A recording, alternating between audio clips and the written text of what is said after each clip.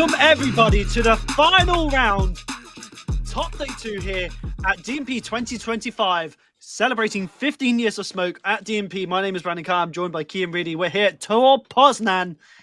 We've just finished the top 16 for semi-pro and crowned our top 3, but now we focus on the pro category. This is where it gets big. A lot of action is going to be happening, a lot of thrills and spills.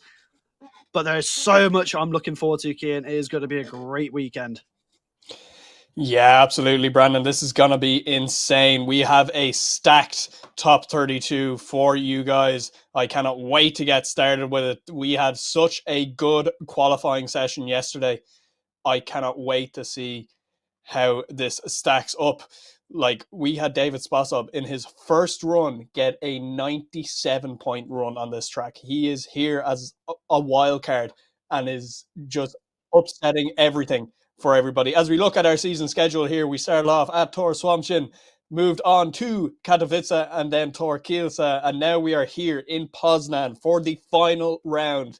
Today is the final round. We are final top 32 of the year for the pro category. Brandon, I am super excited for this. Yep, I mean, so right now we're about to start our top 32, and then towards 2:30 in Polish time in the afternoon, we're going to be opening our paddock up for people to meet and see the drivers and the cars, and then at 3:30 in Polish time, we're going to be starting our top 16 pro, so there will be a break in between the two. So let's get things kicked off. Obviously, each round we've had different winners. We had Jakob Kroll winning round 1. We had Lukas Sosimski taking round 2. And then we had Mads Andersen taking round 3. And now Mads Andersen leads the championship. So can he hold that lead? We'll have to see as we go into our top 32 very shortly. But look at this. Such a full paddock. It's absolutely rammed. So let's go and meet our people on the ground, Victor and Kamil. No drodzy Państwo, tu padły wielkie słowa o tym, że pogoda dopisuje. Chciałem się tu kłócić i mówić, że tak, dopisuje, ale tak naprawdę ja już nie wiem komu ufać, bo ja stoję w kurtce, Wiktoria stoi w bluzie, a jak przechadzałem się tutaj po terenie imprezy, to widziałem ludzi w krótkich rękawkach i krótkich spodenkach, także musicie tu być i po prostu to poczuć. No ja myślę, że to te driftingowe emocje nas tak rozgrzewają i to, co się będzie działo, bo przed nami top 32 i powoli zbliżamy się do tego, aby wyłonić mistrza naszej ligi driftingowej. Będziemy tutaj pokazywać Wam, co dzieje się na torze, jak i w social mediach, to, co dzieje się na backstage'u. No to co, jedziemy? Jedziemy. Klasa Pro startuje. Thank you very much from Kamil and Victoria. Obviously, Victoria handles our social media and checking out. So if you want to keep up to date with everything going on in DMP, go and check out our social media through there. And then obviously Kamil handles all of our on-track interviews and everything else around that. So massive thank you to them all season, being amazing, as well as all of our sponsors and partners. They have been absolutely insane. But now we do move on to our top 32 here at the pro category very shortly as we fill the grandstands. As we were just about to look at our standings, Kian. Yeah, driver standings this season has been wild. Everything has changed every round this season. We've had a lot of upsets in the championship, but let's have a look as it stands here. Mads Andersen leading the pack with 243 points, followed very closely by Lukas Sosimski in 236 points, followed again very closely by Jakob Kroll, 225 points. Valery Shevlov following again, 210 points. Any four of them drivers can win the championship today. Mathematically, Jakub Prozganski has the chance to finish second or third. Nasser Al-Habali has the chance to finish third as well. Then looking down the list, we've Greg Merlew sitting in 11th, Bartosz Solarski in 12th, Victor Vedemark in 13th, Fabian Dorzinski in 14th, Mateusz Suski in 15th, Kamil Horecki in 16th, Marcin Neyman in 17th. As the list goes on, we have Thomas Magniar in 21st, Tobias Pushan in 22nd, Salt Homan, Marek Vortovic, Dominic Kerr, Alexandra Fiel, Christian Erlandson, Carolina Pilarczyk. Then we move down to 31st and 32nd, Artur Havelenko, Joachim Vagard, Lukas Saudora, Mikhail Reichardt, Maciej Jarkovic, Alex Holovnia, Krzysztof Jozwiak, Mateusz Fiau. We have so many big name drivers here. We even saw Ite Sada come out for a round. We've David Spasov. His first round, he's already in the points. He's got 12 points from his qualification yesterday, as there were points up for grabs, as we have Benedict Sigurdsson in last place there. He did not qualify, unfortunately. He did get a point, though.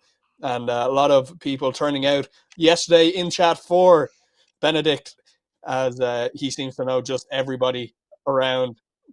As we will meet our judges now. We do have all of our beautiful judges there. They have been already judging. This morning we have Piri Verkula, our line judge, Mateusz Jedzik, our other line judge. We have David Klass, our head judge and style judge, and Karol Jowlanski, who is our angle judge. All these guys making the hard decisions here today and all through the season. Big, big thank you to them. We could not have done it without them. Definitely. I mean, David Klass usually gives us a couple of words before we go to action, but it seems like they're locked in and ready to get this underway. So I've been getting a bit emotional since we've gone live. It's our first time, but we're going to start the top 32 here at DMP2025 final.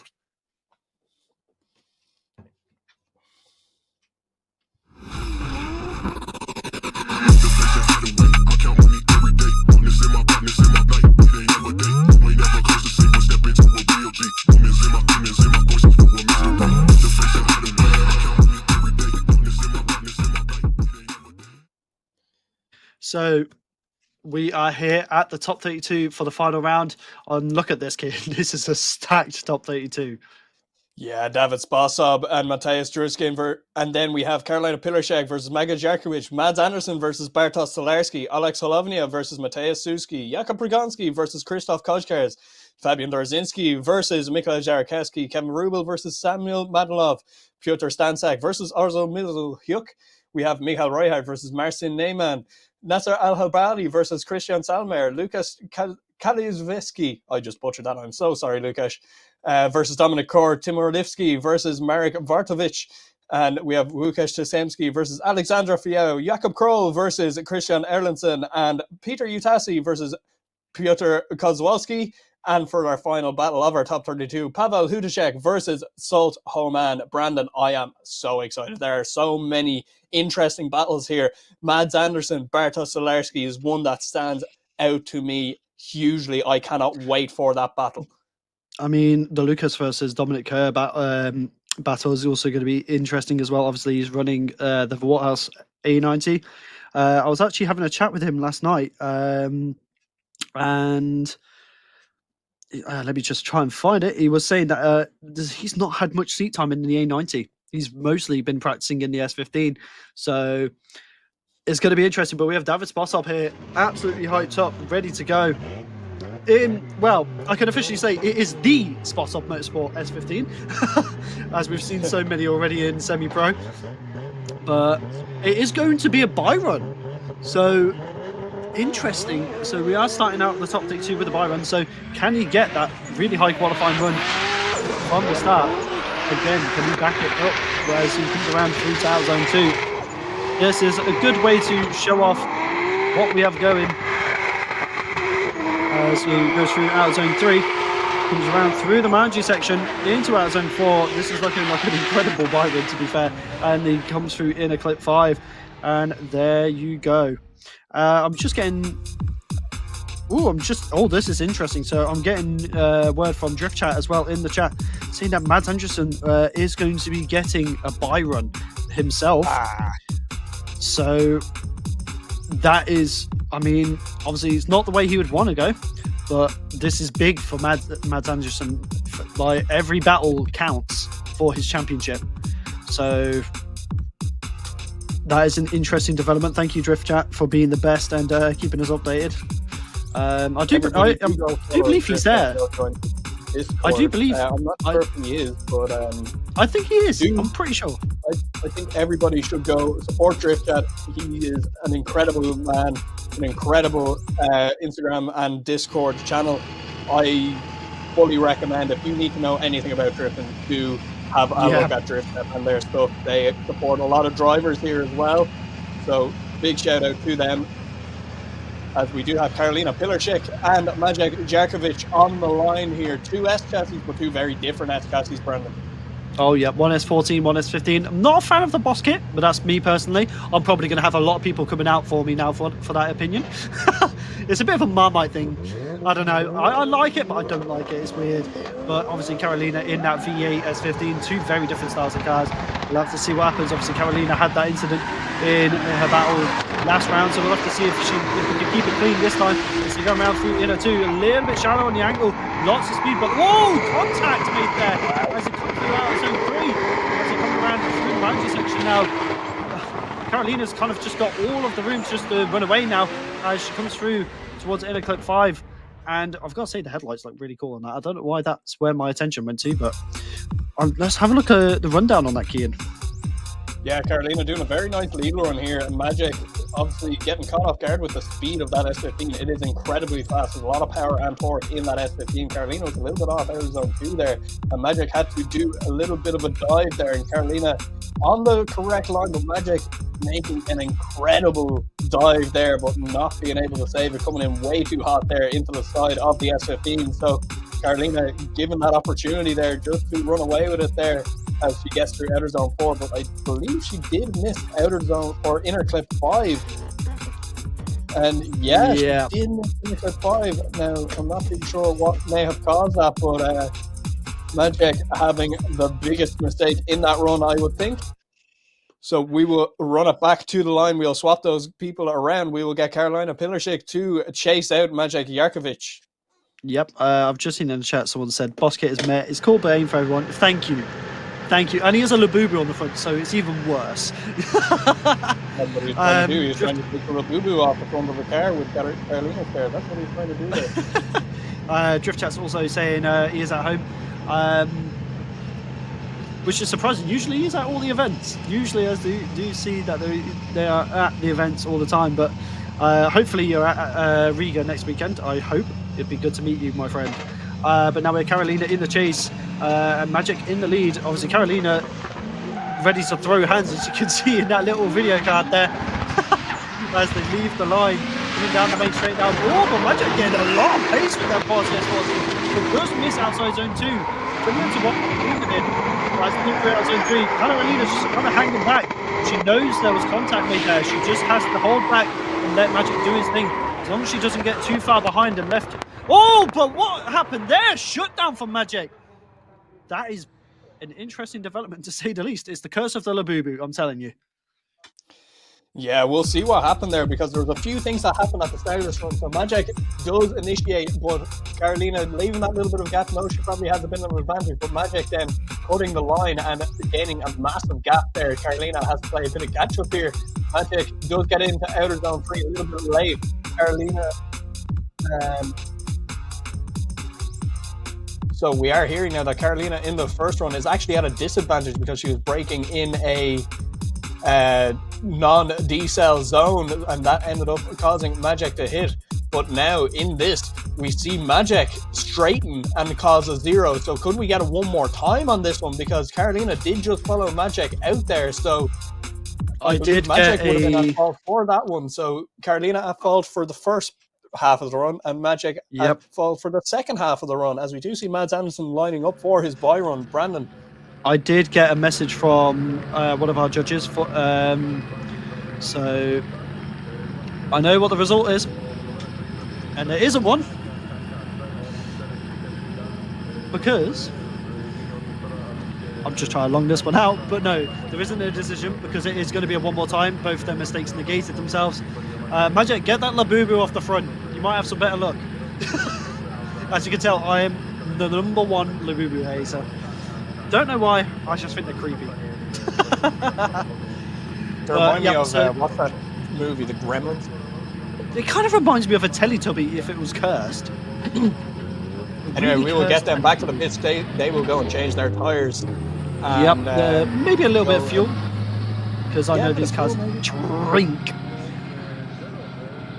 A lot of these guys on race fuel as well, which makes it even more expensive, Brandon. E85 ain't cheap. No, it is not, but we have Mads Anderson in for his buy run there. I see is just ready to send it down that straight. Incredible car. Obviously, he had his Drift Masters debut at the wildcard at the Peggy Nardave at the final of DMEC as well. So that was a big thing for Mads Anderson. Good to see a lot of the DMP grid going into the highest of the levels. As you can see there, he's just having fun, showing off what he can do, and also he's going to use this as an opportunity to get a feel for the track, see how it is at this time, and kind of just get, I mean, the more laps you do, the better it is going into battles. So for Mads Andersen, that is valuable information. Yeah, absolutely. So Mads Andersen doing what he needs to do there just to get that Eurofighter kitted E92 around the place. Everything on that car is Eurofighter kit except the trunk, I'm hearing. So yeah, very interesting there. Mads Andersen doing what he needs to do just to get through this bye run, maybe taking the track just to see grip levels and what it is like around everywhere in the track. Some guys just initiate the first corner, make sure they can get around just to save the car, but some guys taking a full lap to make sure that the grip levels are right around the track. And if they have to change anything in the car, as we do go back to the line, we do have Alex Hlavnia versus Mateusz Suski on the line here, Brandon. I just seen a message in the chat saying Labubis are the new Furby. That is very true. That's the best way I've heard someone describe them. Oh, look at that though, the 360 cam on the back of Mateusz Suski's car. Very brave having that during competition. But here we go, let's see Hlavnia from Trinity Race Team in that same FRS with that A90 in chase. Whoa, Mateusz Suski, big angle coming through towards out 2 as they transition across to out zone 3. Does a good job in the lead so far, but Mateusz Suski does straighten out and has to shut it down. I'm not too sure what happened there. He's not had the best of luck in the past 2 rounds, but Aleksej Hlavnia just kind of finishes the runoff. And that was a very interesting pickup there from Mateusz Suski. Yeah, so Mateusz Suski initiating a very large angle there and has to do a bit of a straighten. Alex Hlavnia, or sorry, Alex Hlavnia doing a little bit of a interesting line there through outer zone 3, but doesn't really Could matter. there be Suski had to shut down there, probably an issue for that car for Mateusz Suski. Unfortunately, we did have his bonnet fly off last round, but I'm just thinking, could it be a mechanical that's caused him to shut down? Could it be the ECU throwing a fault and it's just gone, nope, you're not doing it? It's interesting. All these things could be a factor, and we'll have to see if he does pull to the line, as we do have Alex Hlavnia on the line. We do not have a Mateusz Suski, so possibly a no-show on the line, as we do have Mateusz Suski pulled in on the side of the track there. We do have marshals beside him, so we should get word fairly soon of what is happening.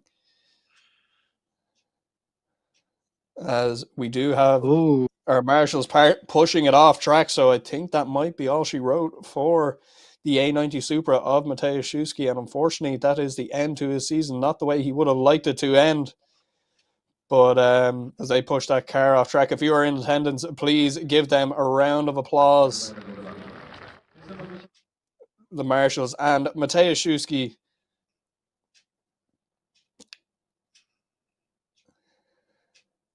As we wait for, I think we'll be sending Alex Hlavnia off the line just to do a quick bye run, because we do have Mateusz Suski out of the way there.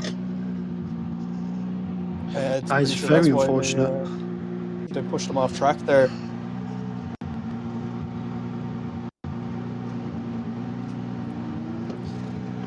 Yeah, and we will be sending Alex Hlavnia off. So we are hearing that there's a broken axle for Mateusz Suski, so that is very unfortunate for him, as we do get Alex Hlavnia to initiate in through the first corner, and he will take this as a fighting lap just to make sure that everything is all good with his car.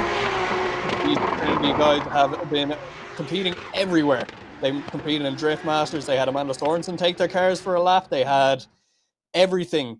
They were going through Spain. They did an awful lot this season, making sure that their CN6 chassis are all good. And they are CN6 chassis because they have a BRZ, they have a GT86, they have a Scion FRS, they have all the different types of CN6 chassis in their team.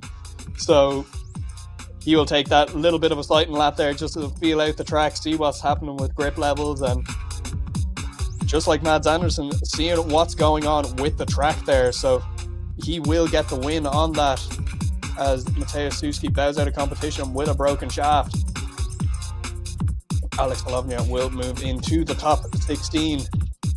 Very unfortunate there from Mateusz. Back to the line, we will have for our next battle be Jakub Poznań versus Krzysztof Kozkars, as we just make it official here. Alex Polovnia getting the win and going through. Unfortunately, I was just seeing in the comments saying, does DMP not have competition timeouts? We do, but obviously because that was completely unrelated to any contact, it was a car that had a mechanical, because it was in the chase, there was no contact made from the lead, from either of the drivers. It's unfortunately it is not allowed.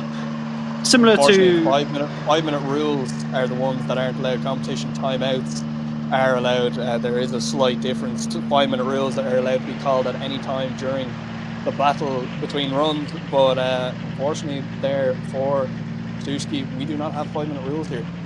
Exactly, but now we have Jakub Poznań in the lead, and this is going to be interesting because Krzysztof has a crazy battle ahead of him. A titanic driver to beat, as we have the GR86 in the lead, the F22 in the chase. This is going to be an interesting one, as we have two very different chassis going against each other. But a nice initiation there from Jakub Poznań as they come around. Krzysztof kind of there, gets a nice dive in the transition though from out 2 to out 3. Or just straighten up a little bit and has to check up. Jakub Poznań doing a good job in the lead so far. Coming around 2 out zone 4 now. Beautiful line there in the lead, but the chase, Krzysztof isn't really anywhere to be seen in the last part of the chase. Gets lost in the smoke, and as they come across the line, it's going to be interesting as they go into the second half. Yeah, absolutely. Let's have a look at the replay here. Let's break this down. So we have Kuba Poznań doing a nice lead line here, getting to outer zone 2, as we do have Krzysztof Kozkars following him in very nicely there. You cannot have a good chase without a good lead, as we see Kuba Poznań going a little bit wide there on outer zone 3, as Kozkars in the pocket of that GR86 as they transition now through the center section of the track. We have a little bit of a gap forming here. That GR86 so fast as they come over the bump here. You see a little bit of a dive made from Kozkars as they come through inner clip 5 and across the line, Brandon.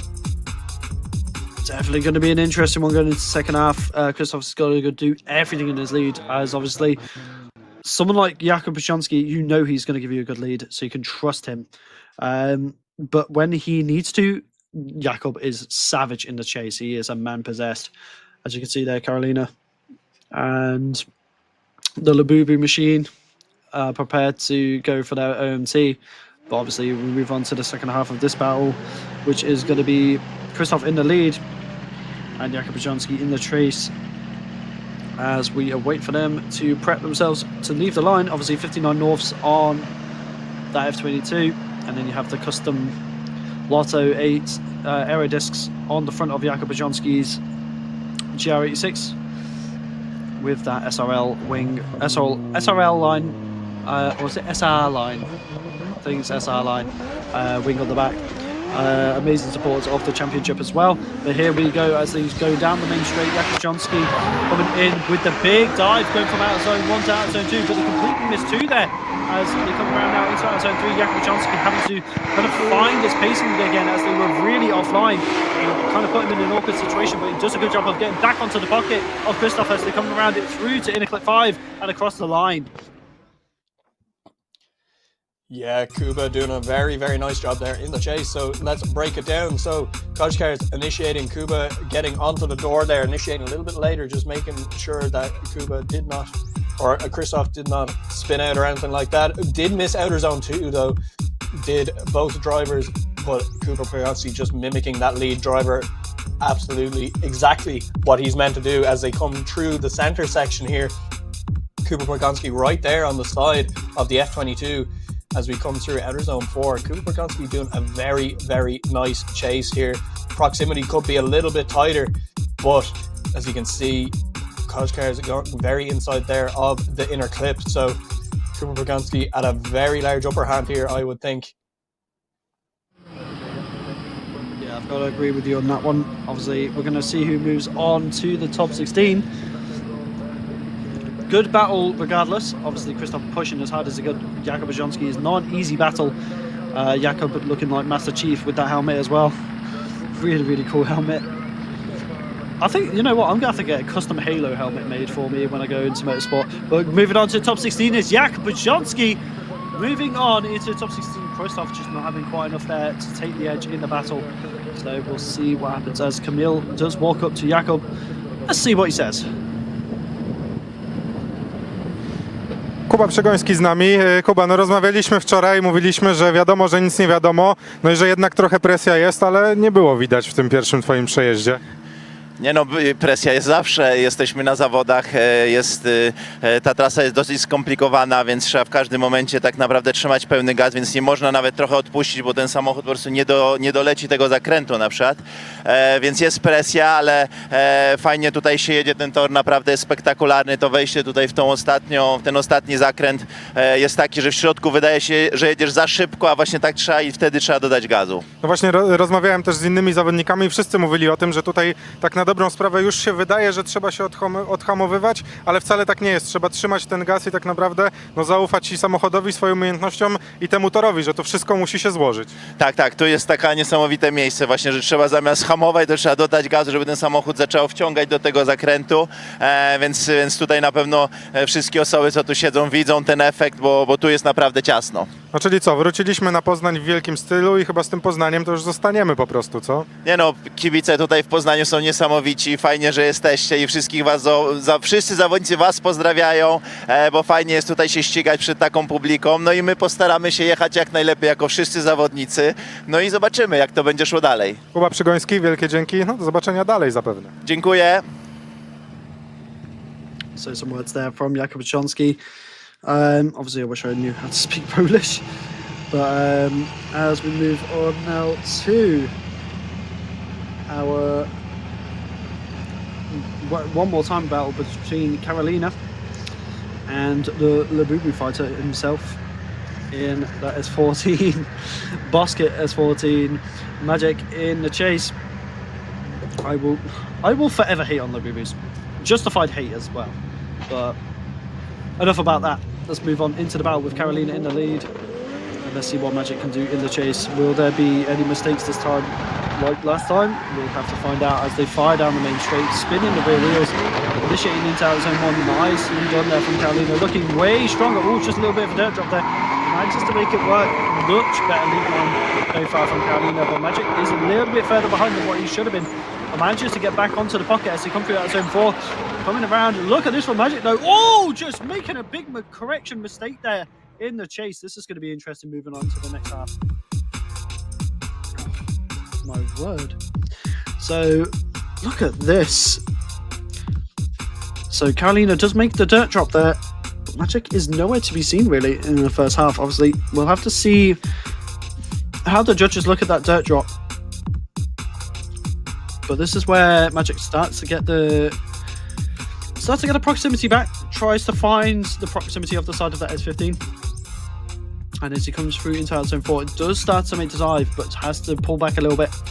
And then as he goes for the second dive, he does lose his ground and actually almost goes straight over the line. So I'll have to see what the judges think there as they come around back to the start line. God, these two are really just throwing hands right now in this battle. We will have to see. As that thing, speechless. Oh, he's got the drink bottle. Fancy. So we have Karolina back in the chase, and we have Magic in the lead. Karolina is such a happy driver. That's what we like to see. Really, really good personality. Here we go. Magic in the lead in that Boss S14 with Karolina in the V8 S15 in the chase. Coming around into out zone 1. There is a gap forming though, once again, between the two of them. And another wheel drop there, kind of matching lead for lead so far. Oh, but they both go into the dirt, but they manage to stay on track. As they come around now, transitioning through the Manji section into out zone 4. As they come around through the last section, Karolina trying to get the dive. There's a very messy battle between the two of them. So now it's just a question of who made more mistakes. Yeah, absolutely, Brandon. Let's have a look at this. So Magic dropping wheels from the get-go there as we transition back towards outer zone 3 here. Magic does drop wheels, but Carolina does follow him too. So I don't know how the judges will look at that. Will they just say Carolina drop wheels, or did she follow Magic into there as they come through the center section here? Transition back and forth towards outer zone 4. Carolina has a little bit of a gap. She does cut some line there to get up onto the door of Magic, but doesn't really work out that way as Magic does shortcut a bit on the inner clip 5. But we get across the line, both cars safe as we get both drivers down to the finish line here and get them lined up. We will see what happens with the judges' scorecards here, Brandon. Definitely, it's going to be an interesting one for the judges, to say the least. But we'll have to see which way to go, because genuinely it's a bit of an interesting one for them to judge, purely based on just how many mistakes there was. But moving on into the top 16, Carolina moving on into the top 16, and she is very happy. What a personality. She is all bubbly and fun. I would love to meet Carolina one day. Genuinely, she looks like a right party animal, and she looks like so much fun to be around. Oh, bless. That's what it's all about. I do like the fact that her Recaros have the pink stitching to go alongside the car. That's really cool. That's a nice detail. Great battle there from both of the drivers, though. God, that just her celebration was entertaining enough for me. So we've got Fabian Dorinsky. Go back to the line here. Yep, Fabian Dorinsky and Mikolaj in the chase. Kian, this is going to be an interesting battle, to say the least. Two very good, highly spec'd chassis. Yeah, Fabian Dorzinski piloting that Spossop Motorsport S15 as his car did break down yesterday, or 2 days ago in practice, as we get them to initiate into outer zone 1 here.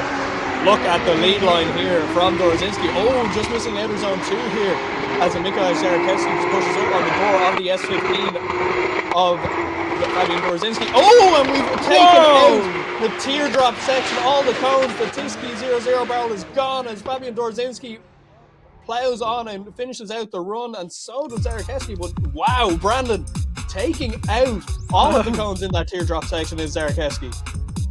Yeah, I genuinely think he might have to have his car checked over after that, because there potentially could be an intercooler problem. He could have damaged something. We'll have to see. That was quite the impact, but obviously there was a mistake from Fabian Dorinsky at the start. But Mikolaj just kind of, I don't know what happened there. He just transitioned too early, sending the barrel flying. It's going to be difficult to see what's going on really with the second hub. Will his car be safe enough to drive after that run? Is there any extensive damage to the car? We'll put strike in the chat. I keep thinking of Wii Sports Bowling now. Oh, honestly. Yeah, we will see what happens here. I presume it's just a bumper on the underneath that car, and we do see him pulling to the line there. So he did finish out the run, so there couldn't have been that much damage. Possibly only cosmetic damage. So I can't imagine that barrel's very heavy, but we will see what happens in the second half. It's still a metal barrel, so going directly into the front. Obviously, he's still got the crash bar and everything in the front that will deflect it. But it's just a question of, did anything go through and underneath the bumper? As you can see there, the intercooler was technically exposed in that crash. What should I say? In that hit. It's okay. But yep, as you can see there, you can hear them saying it's okay, it's okay. The magic tape comes out for the first time, and hopefully the last time. So the intercooler seems to be fine, and hopefully all the piping is as well. Lurch really wants to keep that bumper down. As you can see. It is surprisingly strong tape. Obviously, Mikolaj not really that happy with what happened. And of course, it was down to his fault, I do believe. as he just transitioned too early, maybe getting lost in smoke. As Fabian Dorinski looks pretty happy and hyped up for this second half. As you can see, that is a shame to see Mikolaj's car in that state, and someone put technologia. Yep, pretty much. That is the tape in a nutshell. But Fabian in the chase, Mikolaj in the lead now. 2 S15s. Can they tidy it up for this second run? They're in now into outer zone 1. Whoa! Massive time from there. But how does he stay on track? I do not know. What is going on with Mikolaj today? He's got a hate mission for his car today. Let's come around through the margin section into outer zone 4. Not too bad to finish up the run, but Fabian has to kind of just hold back. Both front bumper and back bumper did not survive this battle. Yeah, absolutely. Let's have a look what happened here on entry. We can see, yeah, just a bit of a tire drop there from Mikolaj, and then again, just that initial wheel drop causing him to go wide again in outer zone 2. Fabian Dorzinski hanging back there a little bit, has to make up a bit of ground here now, does make a dive, cuts the track a little bit to get up onto the door. The other S15 there, as we can see the tape holding down that bumper on Mikolaj's car.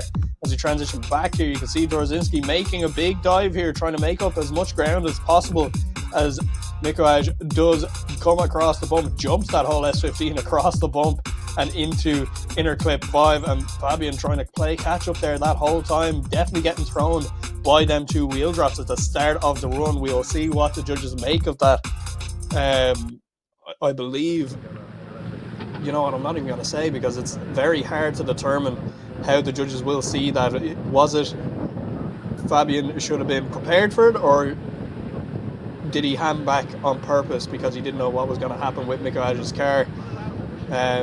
We will have to see what the judges think of that one, and we do have a decision, and it will be Fabian Dorzinski getting the win, so the judges deeming Mikolaj at fault for that, and that will be the end of the weekend for Mikolaj as Fabian Dorzinski moves through to the top 16. He's a very happy man. Good weekend for him, other than having transmission issues with his actual car. He's driving David Spasov's spare car there. Fair play to David Spasov to throwing Fabian the keys of that car. We love seeing Fabian Dorzinski on track. He did jump his car last round onto another car. Yeah, if you remember correctly, we had 2 cars mounting. Fabian was one of them cars. Yep. Oh, as we move back to the line, we have Kevin Verubel versus Samuel Madanov. 2 BMWs, 2 very different BMWs, but I am very, very excited for this, Brandon. Yep, definitely. Someone putting in the chat that there was a bit of anger in that lead run for Mikolaj. Yep, definitely. He definitely wasn't happy with his performance, but obviously incredible driver regardless. It just wasn't his day. And 59 North is in the chat as well. Big shout out to them. As we have Kevin Verubel and Samuel now ready to go. So let's see what they can do. As the lights go green, that E36 is not slow in any form, so Samuel has definitely got a good car to chase as they get a nice initiation into zone 1, kind of just getting into 2 as they come around now into zone 3, doing a good job so far as they come around. Oh, Samuel coming in a bit shallow there, very sketchy on that transition, but manages to make it work as they come around through into inner clip 5. Definitely an interesting first half. Samuel making a mistake in the chase, but also Kevin Verubel did make that little mistake, almost missing out of zone 2 in the lead. Yeah, so let's have a look. Good through outer zone 1 here, and then, yeah, like you said, Brandon, missing outer zone 2 is Kevin Verubel. As we transition back here, Kevin Verubel does manage to get back online, does get into outer zone 3, and Mladenov uses that to his advantage, gets back up on the door of the E36. Now, this is where we saw it go weird. Mladenov transitions very early there and has to kind of check up the car to follow Kevin Verubel, because Kevin did not do a huge amount wrong there. He did transition at the normal spot. I think Mladenov just trying to gain that little bit extra ground, tried to transition that little bit earlier than Kevin to gain a little bit of ground onto the door of that E36, but we will have to see what the judges make of that, and we'll have to go and see what happens in the second run. Definitely, this is going to be definitely an interesting second half. Obviously, Kevin Verubel's quite an aggressive chase driver, but Samuel is quite a tidy lead driver as well, so we'll have to see what they can do. See, it's all within their own hands now, so see what they can do. Obviously, you've got the Sujigiri Collective steering wheel there, the Grip Royale wheel. I will always point out because it is an incredible steering wheel. And it does come from the sim community, which is where both me and Keelan are from. So we love the appreciation of that. But here we go, initiating into our zone 1. Look at Samuel flying through the first corner at 107 kilometers an hour. There's a lot of pace in Samuel as Kevin Roble has to try and keep up as he comes around through the transition in the midsection. Look at this from Kevin Roble though, right there, glued to the rear of that E92 as they come around and across the line. Definitely had to do a bit of catch-up work there in the first half. Yeah, absolutely. Let's break this down here. So Kevin Verubel initiating in behind Samuel Mladenov here. Mladenov doing a very nice lead line here, getting through out of zone 1 and 2. Verubel having to cut the track a little bit there to stay up on the door of that E92, having to do a lot of work there. You can see him locking that front brake to try get the car to settle properly as we transition back here. Really good transition time-wise from Kevin Verubel as he fires that E36 back down onto the door of the E92. A little bit of a gap forming there, unfortunately, as Verubel makes another dive to get up onto the E92, but it might be just that little bit too late for Kevin Verubel. We will see what happens and see what the judges make of this altogether. But Brandon, this is a very close battle. Definitely. I mean, two incredible drivers. Samuel has incredible pace in that E92. I did not expect that. But who is moving on into the top 16? It's going to be a one more time. So mistakes from both drivers. They want to see him go again. And quite frankly, I want to see him go again because that initiation from Samuel was incredible. So much pace, so much style. And Kevin Roble definitely not having the best chase he could have done. But obviously, we'll have to see what happens when we get him sent back around again. As we are going to be moving back to the line. As you can hear, just listen to that straight cut gearbox as he leaves. Oh, heaven. You can't beat that sound. But at the line now, we've got the marble table car itself with Peter Stanczak in the lead. I do like that livery. It's got a nice bit of detail. It's very subtle though. And then we have Orest in the chase, which is Michał Hyuk. I'm pretty sure that's how you say it, as we were told yesterday in qualifying. So here we go. Peter in the lead, Orest in the chase. Let's see what they can do. BMW versus... Oh my word! Wow! What just happened? I'm speechless. I am speechless. I blinked for a second and didn't see what happened. What just happened? My heart just went through my throat then. What happened there? Let's have a look at the replay here. I'm hoping Orest is okay. Wow, yeah, big. So Orest just getting into the side of Peter Stanczak there. Obviously thinking his F14 was a bit shorter than he would have thought. But yeah. What is going on? Hopefully not a huge amount of damage on that car, but he did a wheelie. We will see though, because there is another view to this. Was Peter Stanczak slowing in that area when he shouldn't have been? Was he going too slow? Should he been going faster? We will have to see and let the judges decide that one, but we could be seeing a competition timeout here for Orest if that is deemed the case. But hopefully Orest is okay in that car. That would have been a big impact as he has moved away from that, as both guys are on the line there, I think. Yeah, both guys on the line. So I'm just trying to get a confirmation from one of our judges, but it is potentially that Orest was at fault. Obviously, don't hold that to me just right now. I'm just finding out from one of the judges. He's literally typing to me. So we're about to find out who's at fault for that contact. I do believe that it was Orest getting too aggressive. But then again, the judges do see things differently, so we'll have to see. Okay, so it is. So two of the judges are. It is actually going to be at the fault of Stanczak there, because yeah. So Stanczak, two of the judges deeming Stanczak to be not on throttle properly for the run-up, which caused Oris to dive into the back of that car. Horace But it wasn't. take It wasn't. competition timeout then if he needs It was a split decision on that. So it was, unfortunately, obviously, we do have three main judges for that. But out of the three, two went against Peter, but one of them did go against Orest. So it was a bit of a split decision there, but obviously the general will always go. But that is interesting.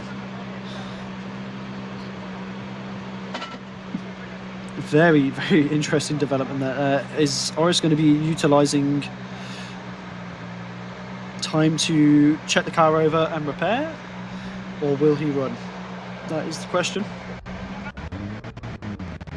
He is going to be going to check the car. So going into the second half of that battle, Peter is at a disadvantage. Yeah, look, his front wheel is deflated there, his front right. Yep, so it's, yeah. Well, I mean, he did take the wheel straight to the back of that car. So it is going to be a 10-0 Witam Was advantage. serdecznie, ze mną najprzystojniejszy mężczyzna, czyli Wojciech Sposób Motorsport. Witam Cię, Wojtku. Wojtku, opowiedz mi, jak wygląda praca zespołu, bo to jest bardzo ciekawe. Wiesz co, na początku to bardzo dziękuję za tego najprzystojniejszego mężczyznę. No tak bym wysoko nie wybiegał i tak bym siebie nie ocenił.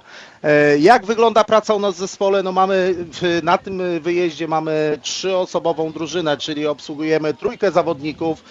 2 to jest oczywiście Darek i Magda, zespół Indigo, który cały czas już od wielu lat obsługujemy. No i na tej rundzie również mamy Dawida, naszego flagowego zawodnika z dziką kartą, któremu udało się wygrać wczorajsze kwalifikacje, no co jest dla nas wielkim sukcesem.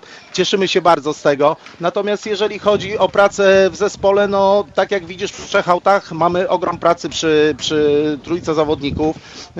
Cieszę się też, że te pozycje zajmowane przez naszych zawodników są coraz wyższe lokaty, więc no to też nam daje jakby pracy po każdym przejeździe. Musimy tutaj wszystko posprawdzać, szybko zmienić opony, szybki pit stop, muszą być na czas z powrotem na wyjeździe. Po każdej sesji treningowej też musimy posprawdzać te samochody, zobaczyć turbiny i tak dalej, czy wszystko jest na swoim miejscu. I jest to ogólnie bardzo ciężka praca, także wiecie, jak to teraz wygląda od środka. Dziękujemy Wam ślicznie. Dzięki.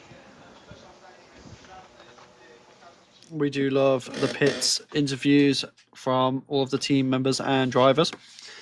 I am going to have to learn to speak Polish, I think, just so I can do translation.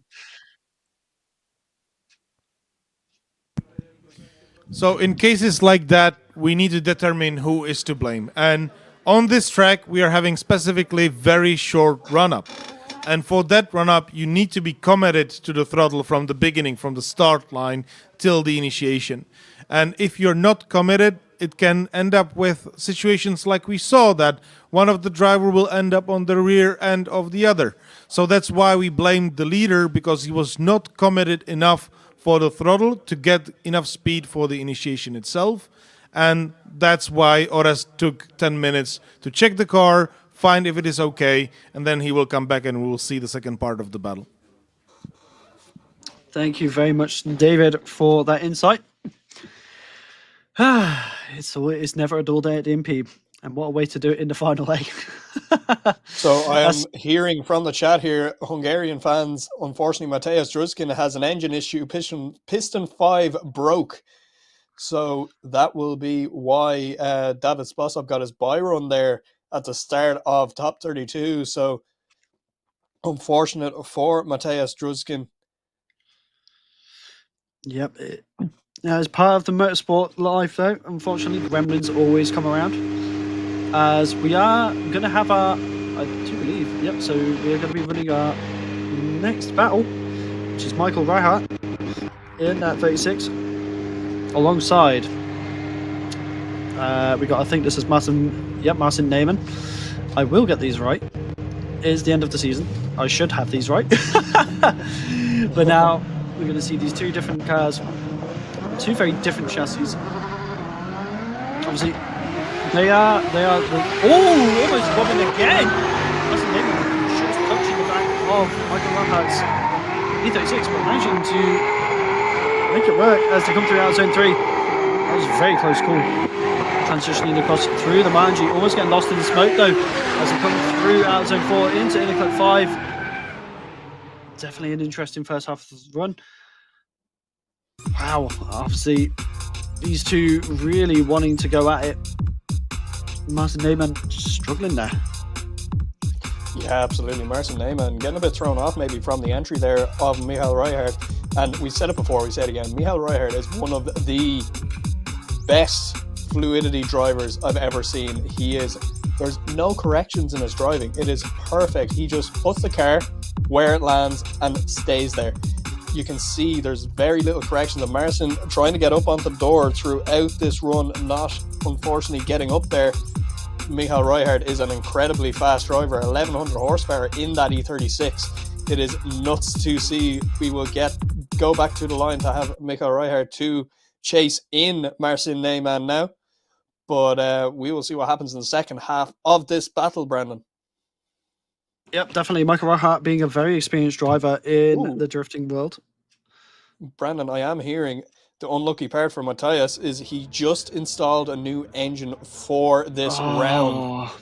And that is unfortunate. Broke. That is very unfortunate. He's definitely unlucky. But Martin Neyman in the lead now with Michael Reichardt in the chase. Two BMW chassis, but very different ones at that. In the lead, 136 in the chase. Not a bad start for the run. Nice lead so far for Martin Neyman. But Michael Reichardt spins in the back. Over rotates, and that is going to be that. He just overcommitted and just couldn't pull it back. That is so unlucky. Unfortunate. Michael Reichardt here. Let's have a look at this. Let's break it down as Michael Reichardt does initiate and gets onto the door of Martin Neyman. As we come around here to outer zone 3, there's another dive here made by Reichardt, and you can see he gets into the door of Martin, and he does try to get on the foot brake there, but too little too late. He has to brake very hard and just got it a bit wrong there. I think Michael Reichardt, I don't think there was any braking there from Martin Neyman in that section, so just very unfortunate there for Michael Reichardt. I do think he got a little bit greedy. Out the run, and I believe that will solidify Martin Neyman into the top 16. We will have to see as we see RS Mizohyuk's car getting some attention in the pits.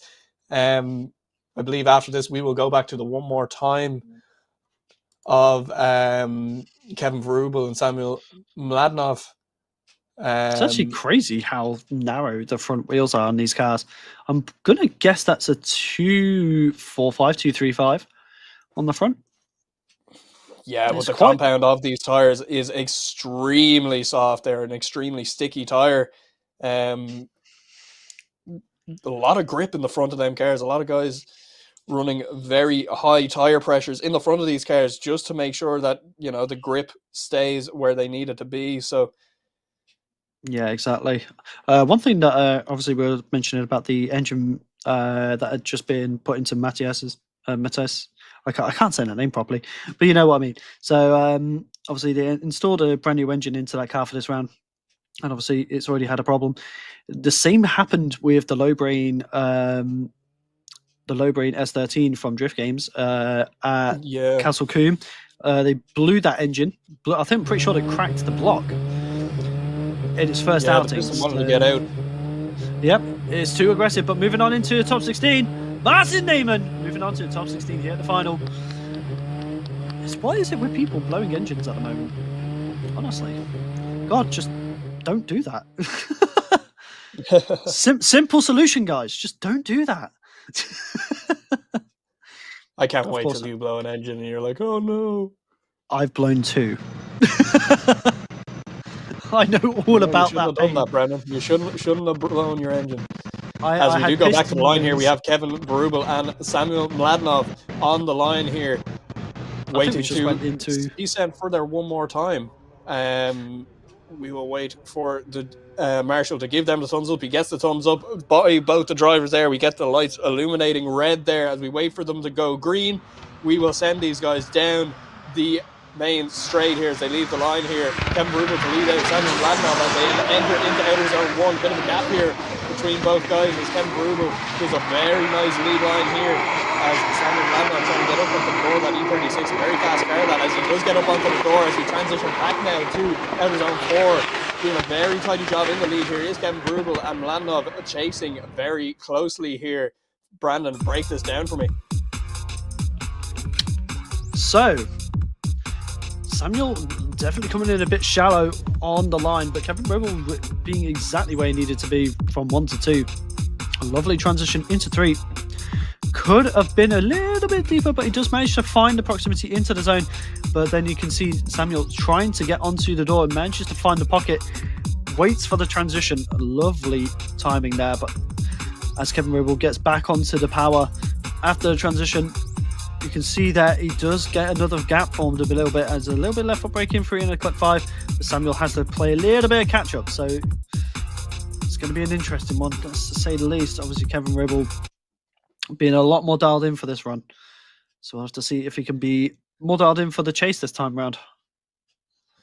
Yeah, absolutely. We will see what happens here.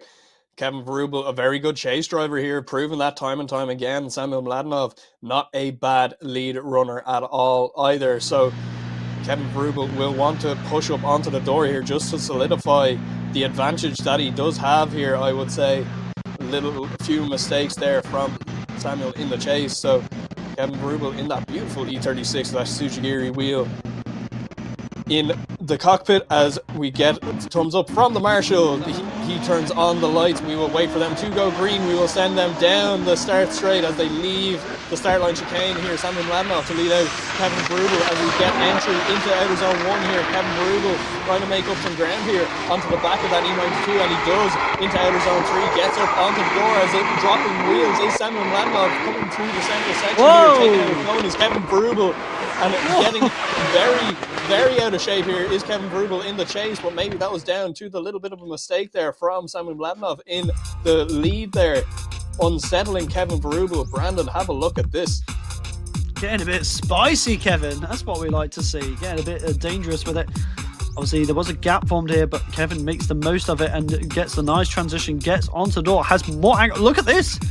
Samuel completely straight with the wheels. Car just completely going sideways without any steering.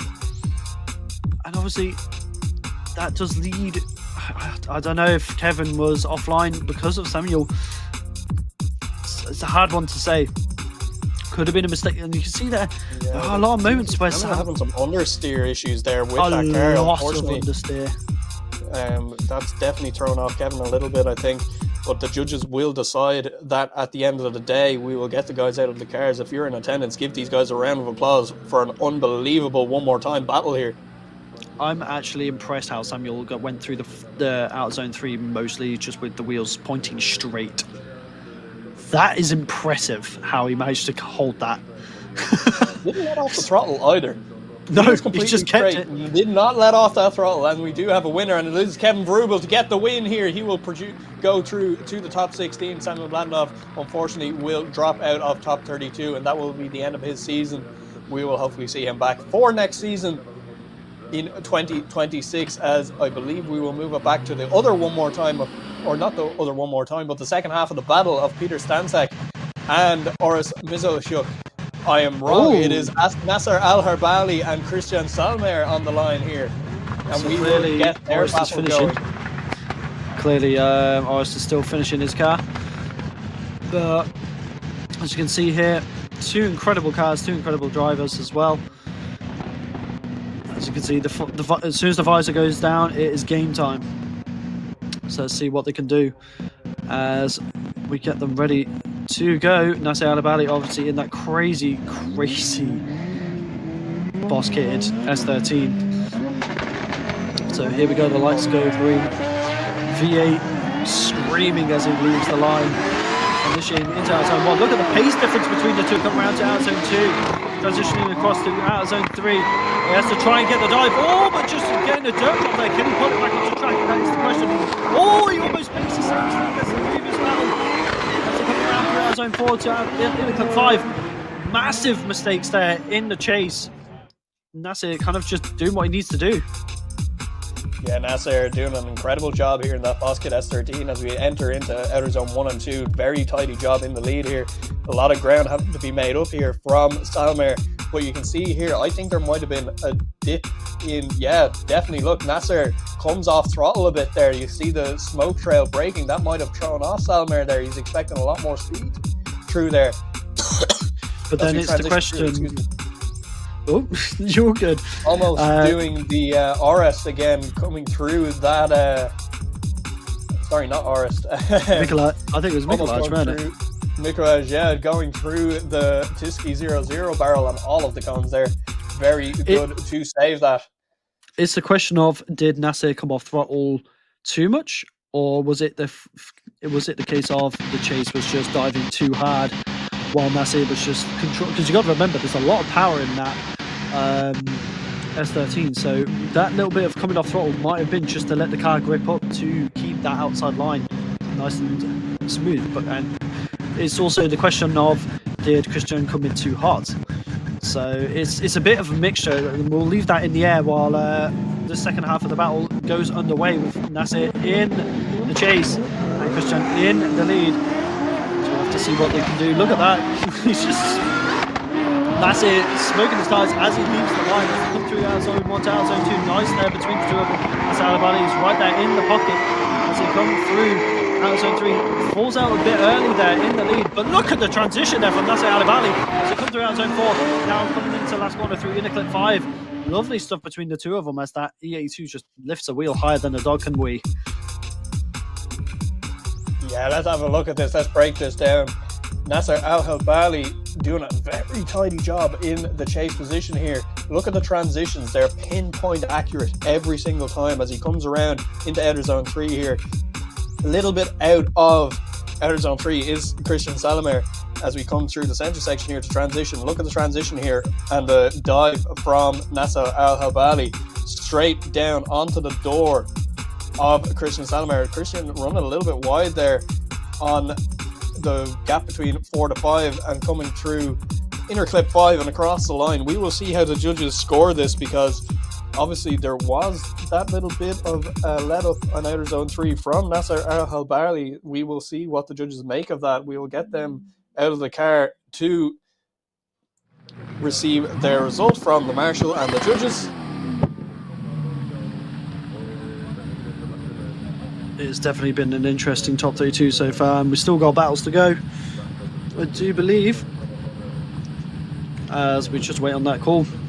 Nasser's car looking angry as ever. I remember last season of DMEC at the final, I got to see Nasser in person in the stadium, and that's what we love to see. Moving on into top 16, Nasser Al-Abali moving on to the top 16. What a driver. Obviously he had complications with his car at the start of the season, and he manages to make it work quite nicely moving on through the season. Nasser, a very talented driver in a crazy car. You just can't go wrong. Great personality though, but Christian... It's the only boss kit that I approve of. I think that is such a cool car, as we do have Boris Mizoshuk on the line here. Yep, this one's going to be interesting because obviously at this point Orest has a complete advantage. It is a 10-0 towards Orest, so it's now just a question of will Stanczak be able to keep himself cool-headed going into the second half. So let's see as we go in. Orest in the lead, Stanczak in the chase. Oh, but a bit of a interesting initiation there from Orest, having a bit of a check-up as he comes around into out zone 3. Stanczak having to do everything to keep behind him as he comes around through the midsection. Does clip a cone there in a teardrop. That is a big mistake from both drivers, both lead and chase. This is going to be a difficult one because it's that initiation. That is going to be where it all comes down to. Yeah, well, we have RS Mizoshuk on the advantage here for sure. We know that for a fact because he was given that competition timeout. So we will see what happens here with the judging decision. RS just kind of having to complete the run here and getting through it because he is at a 10-0 advantage here. So Peter Stanczak trying to do his best to get up onto the door of that S14, but taking a cone out in that teardrop section will not help his case, as he does have a bit of a straighten here as well. Not ideal at all for Peter Stanczyk, as we finish out the run here, and we will get them back down to our decision area to see what happened with this. It's a question of, is Orest's car not at full form after, obviously, because it was a steering hit. So it's an interesting one. Maybe the car reacted in a way he didn't expect. So we're gonna have to see what they do with this, because obviously it's a difficult one. So moving on into the top 16. Orest Misselhjuk moving on. So obviously just making it safe over that initiation. I did actually send a message to one of our judges asking, was he safe on that initiation? But clearly he was, so congratulations to Orest. Now he's got the chance to get his car fixed up, ready for the top 16. But now, this is where things get interesting. We have Peter Ficek's spotter, Lucas, in the A90 of the Waterhouse Drift team. And this is a man who has had hardly any time in this chassis in practice. He has not done much time in it. He's always been really driving Peter Ficek's S15. And it is going to be interesting. It is a buy run though. So yeah, it is a buy run. So obviously, once, like I was saying, this is valuable seat time for him to get used to the chassis even more. The more laps he does, the better he will get with it. But considering he's not had much time in that car, look at the performance he is able to put on. Incredible driver. Obviously going from being the spotter to the driver is a bit of a step forward. Ooh, just fitting into the inside. Peter is actually here spotting for him as well. So the roles are reversed for the first time. And this is his first competition as well. So big step forward. it is incredible how fast that car actually is. Yes. It is nuts. Like how fast it came through every section of track here was insane. And it is incredible. Really, like you said, Brandon, taking it as a little bit of a learning training run just to make sure that if he needs to make any changes to the car or anything, he can do that for his top 16 battles. And yeah, a great opportunity for him to get to drive. This is a championship winning car. Like this car, there's nothing bad about this car. This car is built within an inch of its life. It's set up within an inch of its life. It is an animal of a car, and he will progress through to the top 16. As we go back to the line here, we have Timur Lipski versus Marek Vartovic. Timur Lipski in that A90 Kevlar Supra, and Marek Vartovic in that Max Racing S13, a beautiful car. We love this S13. Everybody loves this S13. Not a single person has ever spoken bad about it. I love this thing as we do get the lights illuminating red here, and we will get them to go green. Timur Lipski to lead out Marek Vartovic here in Poznań as we initiate in the outer zone one. Marek trying to get up onto the door in that A90 Supra. A very fast car is that A90 Supra, as Marek doing an incredible job here to get back up onto the door on the A90 as we come into the center section here. Transitioning back is both the drivers coming down over the bump through into inner clip 5, and across the line we go. Not a bad chase run and not a bad lead run at all, Brandon. Not at all. Obviously, Marek definitely having to work hard in that chase. I mean, that A90 is definitely not it's very fast, but obviously you can see they did miss out too. So there are mistakes from both of these drivers so far. So going into the second half of the battle, they've both got to clean it up. But I won't obviously we talk about how nice that S13 is, but I'm not gonna lie, a full carbon Kevlar A90 does hit different for me as well. And on the right set of wheels, I will argue that it looks better. But then it has to be clean. It has to be extremely clean, no damage to it. So I basically has to be a whole new build. But that's my personal opinion on that. Obviously, I do love Marek's car. It's a beautiful machine, but Timur Lipski's A90 is also stunning. As you can see that, I just love how they look at the front. Such an aggressive looking car. As the lights go green now, Marek is in the lead, Timur in the chase.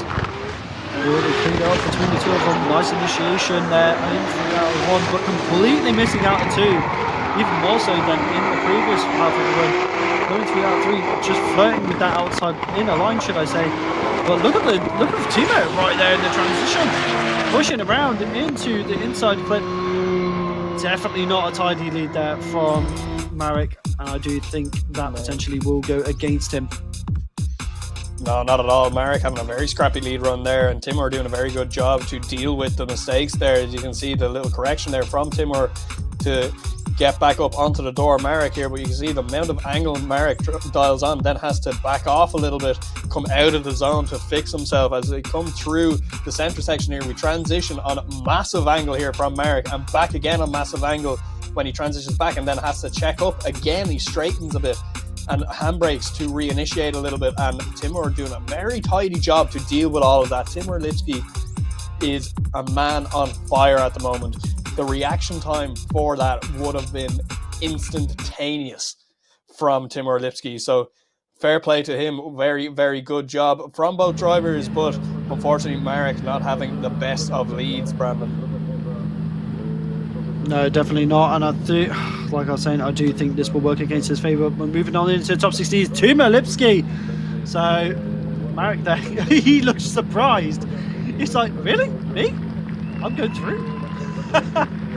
Incredible looking helmet though, with the Rick and Morty theme on that. That's a cool helmet.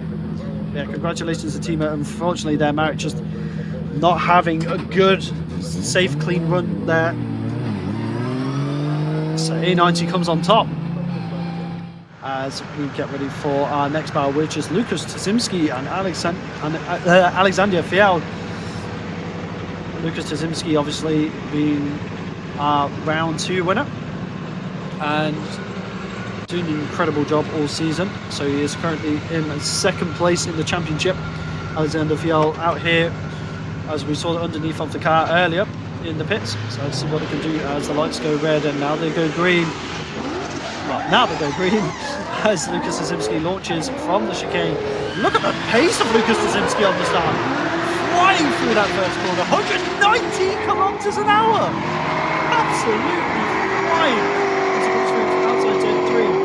Transitioning through the Manji section, Alexander Fial having to really try and catch up here as they come around through inner clip 5 and across the line. Lukas Tazimski, I think that's the fastest run we've seen all day. That is the fastest initiation speed we've seen all weekend, Brandon. 119 kilometers an hour is wild coming in with that short run up. How did he manage to do that? As he does an incredible lead line as well. Alexander Fial having to play a lot of catch up there, because obviously anybody would be caught off guard there by that entry and the speed of it. As we come down the center section here, transition back to outer zone 4, Alexander Fial still trying to do a little bit more in the chase to try get up onto the door of the S14 there, but it's a bit too little too late. And to be honest, I'm not even going to say that's her fault. Nobody would have expected that speed on entry there from Lukas Tazimski. What an absolute delight to see that. I'm not going to lie, I'm excited about that. What gets me is the fact that he had that much speed and still didn't go off track. That is insane. With that speed. Yeah, that's the commitment from Lukas Tazimski was insane. This is why he's in the top 3 for the championship, and this is why you can tell he wants it. So we're gonna have to see what happens with Alexander Fial in the lead. Lukas Tazimski now in the chase. 2 Russians, one S14, one S13, as they come around now through to outzone 2, transitioning across now into outzone 3. Oh, Lukas Tazimski losing a bit of ground though, as Alexander Fial does a good job in the lead, transitioning across. Oh, maybe a bit of contact there in that last transition. As they come around through the inner clip, Lukas Tazimski might have thrown it away there. What just happened? I'm not sure if you noticed there that popped up on the screen, but we just broke that record for initiation speed again. 122 kilometers an hour on entry there. That is insane. And both drivers managed to hold it. What an entry Alexander speed. That is Fial nuts. doing that.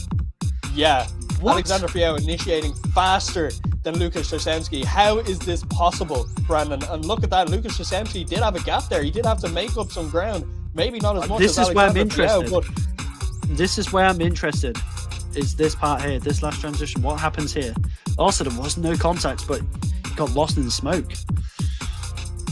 Whoa. yeah, so Tashemski straightening up there, so we will have to see what happens there with the judges. Brandon, how did we break the record for initiation speed twice in one battle? Even Alexander's there, like, what? Tell you what, though, what an incredible battle, but this could be a shake-up for Lukas Taszymski here. This could be, like, this could open up the podium for the season. This could be a big heartbreak for Lukas. So we'll have to see. But moving on into the top 16, it is Lukas Taszymski. So we're going to have to see what. I'm very curious as to what happened in that last transition. But Alexander Fial putting on an incredible performance. Wow. Lukas, the championship Fial hopes. did dab the handbrake there between 4 and 5 as well, I noticed. So maybe that's another mistake there that the judges saw. Yes. So Tell you what, though, the championship fight is still alive for Lukas Taszymski, but we can't take away anything from Alexander Fial. That was a stellar performance from Alexander.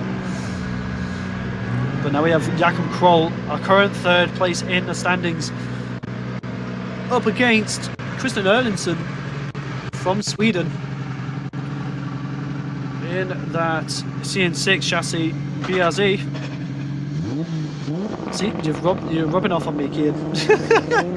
Yep. Now we have Jakob Kroll in the lead, Christian Erlingsson in the chase. Two incredible drivers. Let's see, can the Swedish man take down the Polish as they come around into out zone 2? Not looking too bad so far, but a big gap forms there from Christian Erlingsson as they come through out zone 3. Not looking too bad whatsoever. Around into out zone 4. Look at this from Jakob Kroll. What a lead. But Christian Erlingsson not being able to find anything. Unfortunate there. yeah, a gap there pulled from Jakob Kroll, but if you look here, he wasn't exactly deep into outer zone 2, and then again when he transitions here, he's not exactly deep into outer zone 3 either, which would help the fact of pulling the gap on Christian Erlingsson there, and Christian Erlingsson trying to dial on a lot of angle and cut track to try and get up onto the door of the S14-9 of Jakob Kroll, but unfortunately it might be a little too late for Christian Erlingsson, but a decent run there from both drivers. Just unfortunately a large gap there formed for Erlingsson.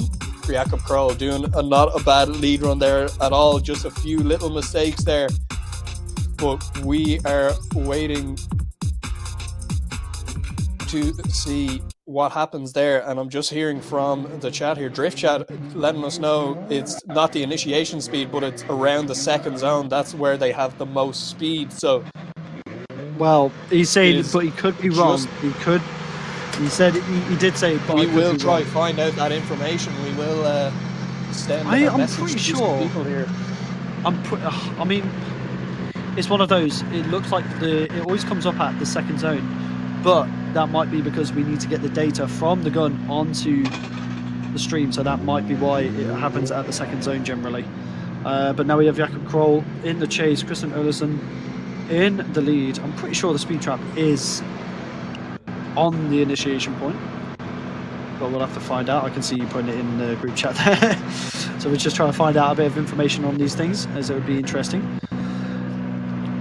But Jakob Kroll, his front fender and skirt is kind of just hanging there, and I can see he's got rally jack holes there as well. So it seems like a lot of people are adopting the rally jack style, which is really, really interesting. As you can see, look at how clean that interior is. Such a nice center console setup. So simple but so effective at the same time. That is, I believe the term is minimalistic. yes, it is perfection. I won't lie, it is a beautiful setup. Obviously you've got I'm pretty sure the handle on his shifter there is a reverse gear lockout, I'm pretty sure. So you have to pull the handle, that trigger on the handle itself to activate the reverse gear. From my knowledge, don't hold that to me. It would be a neutral lock as well. Yes, that is also true. So the speed trap is on initiation. So right behind out of zone 1. So yes, it is pretty much initiation, but Jakob Kroll now in the chase. Christian Erlandson in the lead as they come through. Jakob Kroll does lose a bit of ground there as they come around into out of zone 3. Christian Erlandson putting a lot of angle on as they come through and exit out of zone 3. Coming through the 96 now. There's a lot of flair in this lead run so far. Jakob Kroll is slowly falling behind though as they come through in a clip 5. Very interesting. Obviously, Jakob Kroll is struggling to keep up. Yeah, so Jakob Kroll having a bit of a gap to deal with there, does manage to make a little bit of a dive here onto outer zone 3, up onto Christian Erlandson. Again, that's the N6 chassis. We've seen it European-wide and even in the US, where the CN6 chassis are extremely, extremely fast. So Jakob Kroll having to play some catch-up there, and you can see as we get into the centre section here, he does just that. He does try and make a dive up onto the door of the BRZ here as we come down in towards the inner clip 5, but a big gap there throughout the whole run, not as big as the previous run, so maybe playing into the favour of Jakob Kroll there, but we will have to see what the judges make of that one. Definitely is.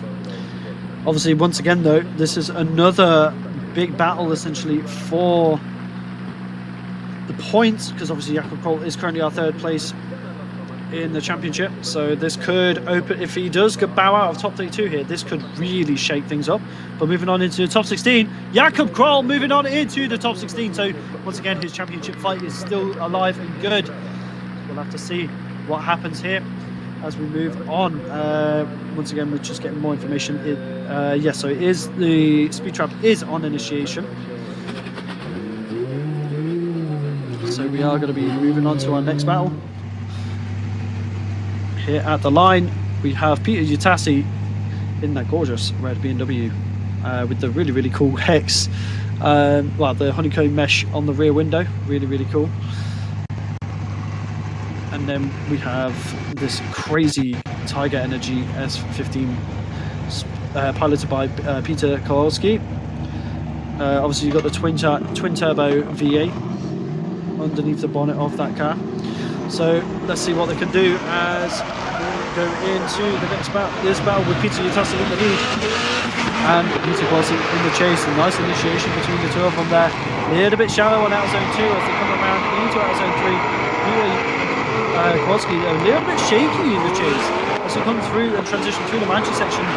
Going through out zone 4, not looking too bad. Peter Utassi doing a good job in the lead, but Kowalski getting a bit shallow on that line. So it's going to be an interesting one as we move on into the second half of the battle. Yeah, absolutely. Peter Kozlowski here, you can see that little bit of a gap there as Peter Utassi does manage to complete the first and second outer zones here. Does manage to get very early out into the 3rd outer zone, but does drop out a slight bit there as Kozlowski does pop up onto the door of the F22 as we fly back here towards outer zone 4. Kozlowski, another gap forming between both drivers there as we come into inner clip 5. Kozlowski dials on a lot of angle, has to go onto the grass there, throws up a bit of dirt onto the track, so nearly contact at the end there as well. So that would be mental to see if we get that again in our second half of this battle. We need to see more fireworks. That's what we want, Brandon. I think we need to have this final to be off the Richter scale quality-wise of driving. Definitely. I mean, as we get through further and further into competition, that obviously that will continue and it will get more intense.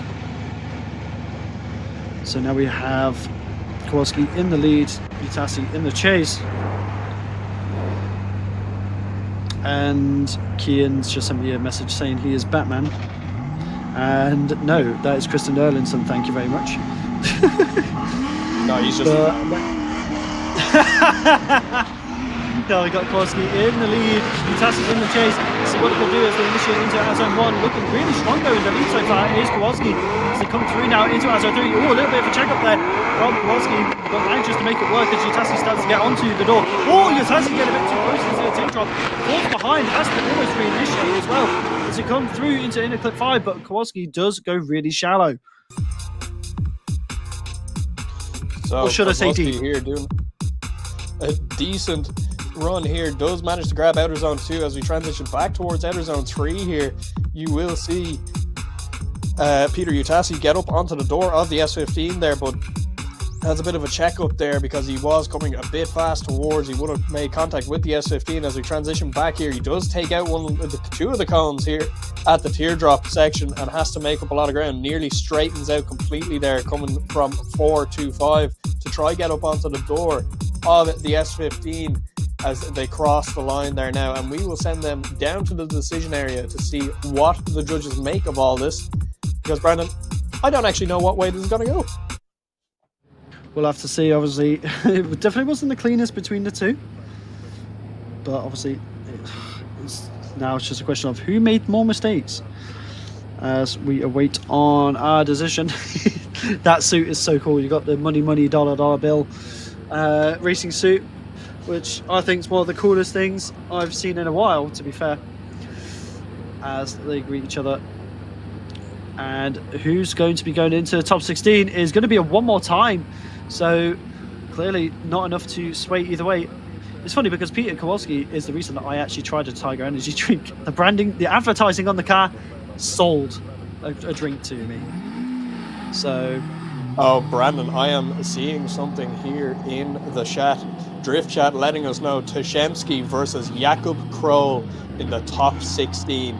If you're talking a championship fight here, that is the one to watch in top 16. So do join us later on for top 16. As we go back to the line, we have Pavel Hudacek versus Stolt Homan. And people putting in their predictions in the chat there. Do put in your predictions there, see what you think. And I don't know, maybe you'll win a high five off Drift Chat or something, I don't know. As we wait for the lights to go red to give them the sign, we'll wait for the marshal to give them the thumbs up. As we do get the thumbs up here, we'll get the lights illuminated red as the guys start to find their biting point, get the clutches ready and the cars ready as they leave the start line. Pavel Hudacek to lead in Stolt Homan as we fire into outer zone 1 here. Stolt Homan with a little bit of a gap here to Hudacek as we fire around to outer zone 3 here. Very good line here from Hudacek as Stolt Homan trying to make up some ground here as we come into the center section. This is where most drivers make up some ground, but Stolt Homan is not able to do that as Hudacek dials on the angle coming around to inner clip 5 and across the line. Brandon, let's break it down. Very interesting first half of the battle. Obviously, that 350 is flying around the course, but Stolt Homan trying his hardest to keep up. As you can see here, through the transition, he does try to push as hard as he can, but he just can't find the pace. Obviously, Hudacek really pushing the outside line, almost dropping tires at one point. But Homan really struggling to find the pace to keep up with Hudacek.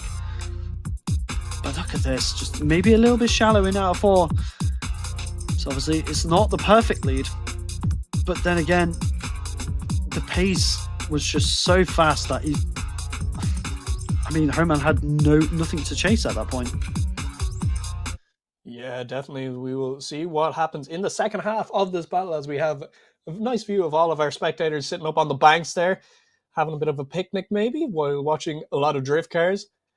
As we can see our sponsors around the banners there, we have Kevs, we have Chechny Waters, we have M Tuning Poland, and all the rest of our sponsors who do support the championship, supporting 15 Years of Smoke, DMP, the Polish National Series.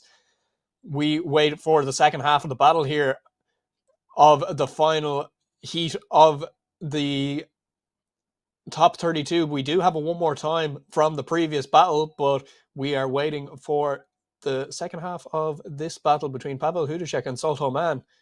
As we are waiting, oh, we have a fire there. I don't know, is that for Stolt Homan? No, it isn't, it's for Pavel Hudacek, so a shake-up here for Pavel Hudacek. A fire in the engine bay, so do we have a big issue here for Homan? Or not Homan, for Hudacek, as we have the marshal just inspecting just to make sure everything is okay. I don't know if there was actually a fire there or if it was just smoke, but yeah, trying to cool the car down there. We will see what happens here. They are closing the bonnet of the car, and we will get ready to leave the line. We will get the marshal to get ready, give a thumbs up to both guys. Definitely an interesting development. Maybe the car's just overheating a bit, and maybe the oil catch can just might be either in the front or the rack. I'm not too sure, but maybe just a bit of overspill. We'll have to see. Yeah, absolutely. We get the lights to illuminate here. We get 3, 4, and 5 lights, and we go green. We will send these guys down for the second half of the battle. Tor Poznań to lead in. Pavel Hudacek. Hudacek to chase him in. Will he make up some ground here as we transition back to outer zone 3? No, Hudacek having a few issues here maybe, as he does manage to make up a little bit of ground onto Tor Poznań as we transition through the center section here down onto outer zone 4. Tor Poznań doing a very tight lead run here as we come into inner clip 5 and across the line, and Hudacek just grabbing a little bit of dirt on the way out there, Brandon. Yep, definitely interesting development going into the second half. Obviously, Hudacek not really having much of an impact in this chase. Homan doing a good job though in his lead. You can see going through outer zone 3 really nicely here as he come around, but Hudacek's just really struggling. And considering how it was in the first half of the battle, it's a massive difference. So they're not making it easy for the judges, to say the least. So we'll have to see what they say. If the car is overheating, that can have a very, very key effect on the engine and how you accelerate and how the engine reacts, how much power you're making. A lot of the time, you want to do a lot of cool down on a car. Even when you're doing a dyno, between dyno runs, you want to really cool down the car before you go do another power run. So possibly the engine getting a bit hot there and not having the performance that Pavel Hudacek wants out of the car as they pull down into the decision area. That 1JZ S13 there of Tor Poznań pulling to the line as Pavel Hudacek goes over to the door of Tor Poznań. Opens it for Just having a little chill. Oh, what a gentleman. Gives him his hand to help him out of the car and everything. Look at that. This is what it's all about. Camaraderie in the sport. But really, really cool livery on Homan's car. Really, really cool. Yeah, I'm a big fan of that. That's it.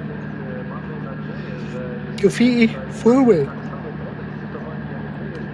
You can't. Yeah. Oh, we both know someone who would love it. That's something. Yeah. I know something that he would love to do to a car one day. I have a feeling it's coming, but we do get a result here, and the result is a one more time. Okay, so a one more time again. So the last two battles here in our top 32, we're after getting one more time for each of them. So Pavel Hudacek and Tor Poznań will go one more time, and we will throw it back to the line for Peter Utasi and Peter Kozłowski for their one more time. It just makes you think, though. Pavel is sat there potentially going, great. So we had a bit of issues. The engine was being a bit funky in that last one. Now I've got to do another one. Brandon, I'm just looking at our bracket here for later on in our top 16. David Spasov versus Karolina Pilarczyk. Unbelievable battle. Mads Andersson versus Alex Kalavia. Another unbelievable battle. Jakub Prodzgonski versus Fabian Dorzinski. That is going to be pure fireworks. Ken Verubel and Oris Mizochuk. Again, another big one. Marcin Neyman, Nasser Al-Habali. Brilliant. But what I'm seeing here is A90 on A90. Lukasz Kaluszewski versus Timur Lipski. We have two A90s doing battle, and then directly after that we have Łukasz Szczesensky versus Jakub Kroll. So back to a couple of battles back. It is about battle between Łukasz Szczesensky and Olaf Fiał. If we look on both lead runs, Tashemski was having biggest mistake of his lead run was when he was on outer zone 2, on the edge of the zone, not completely fulfilling it. Otherwise, the lead was pretty clean, pretty good. If we look on Ola's lead, it was nice lead, but she got later initiation. She was slightly later to outer zone 3, and also a little bit of over rotation and losing speed on the transition around that circle on that straight line. And now we're going to the chase runs. On the chase run, Ola was having huge cut at outer zone 3, and we basically did not saw any proximity throughout the run. And yesterday during the briefing, we've been putting a lot of emphasis on having really good proximity, that the proximity is king. You should be trying to be as close as possible. If we look on Łukasz Tasiemski's run, he was way closer all the way. However, there was one big mistake coming from the circle towards outer zone 4, where it was very stepped transition. It was not clean transition. That was like a mid part of the transition. However, we cannot call that part as a 0 because it is not completely straight, even though here we are having minor straightening and major straightening. So minor straightening is not a 0. So it was big cut of the points on Łukasz Tasiemski's chase. However, if we count all points together, he's still winning by slight margin. Thank you very much there for the confirmation, David. As you can see there, we're just going to get a quick look at that.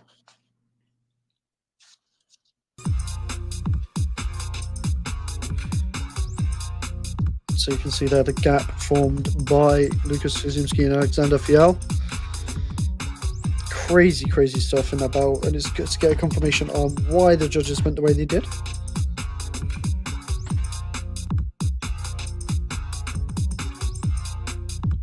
As you can see there, just a massive gap. Crazy stuff.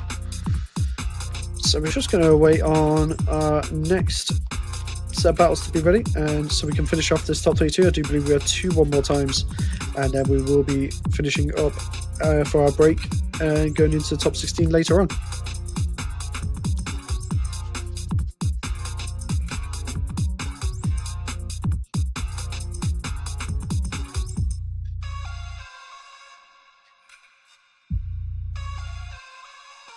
As you can see there, though, Łukasz Tasiemski putting on a great chase, considering what they were having to deal with. So now it's just a question of... We do have here for Peter Utesi and Peter Kozłowski.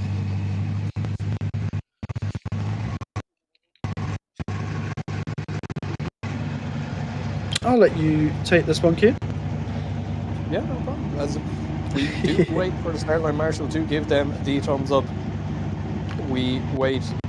We get both guys 1,000 horsepower, only 50 horsepower between these two guys as the lights go red, and we will let them go green. Peter Utasi to lead out. Peter Kozłowski as we come through here into outer zone 1. A very close initiation there between both drivers, and transition back. What a transition there for Kozłowski as we come through outer zone 3 here. Peter Utasi on a flyer. Kozłowski right there with him as we come through outer zone 4 down over the bump into inner clip 5. A little bit of a gap forming there as Kozłowski takes a bit of the dirt out with him at the end of the run. Brandon, what a run here. Yeah, Kowalski putting on an absolutely stellar chase compared to the previous section of the battle.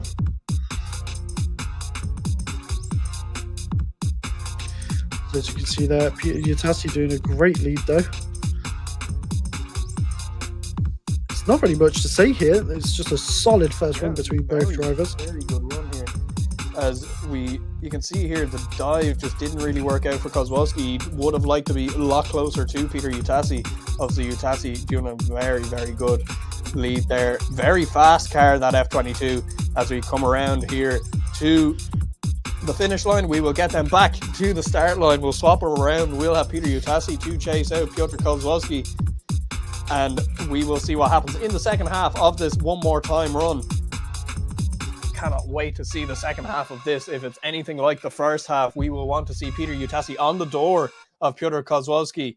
Did they touch outer zone 2? I don't believe so, but we will see in the second half of the run Peter Utasi looking like he's going to try get a big run up here for the start as we get the red lights going green. Utasi doesn't take that run up there as we power down towards outer zone 1. Not as close as we initially thought we were hoping for as we come around to outer zone 3 here. Kozłowski shadowing off a little bit longer, leaving outer zone 3 early here. Not as good a lead run as PB Utasi as we come around. PB Utasi right there with the S15. A little bit of handbrake dab there from Kozłowski as we come across the line there. Mistakes in the lead for Kozłowski. Peter Utasi doing well to deal with them mistakes as we go through to the replay here. Look at this here. Lots of angle here from Kozłowski.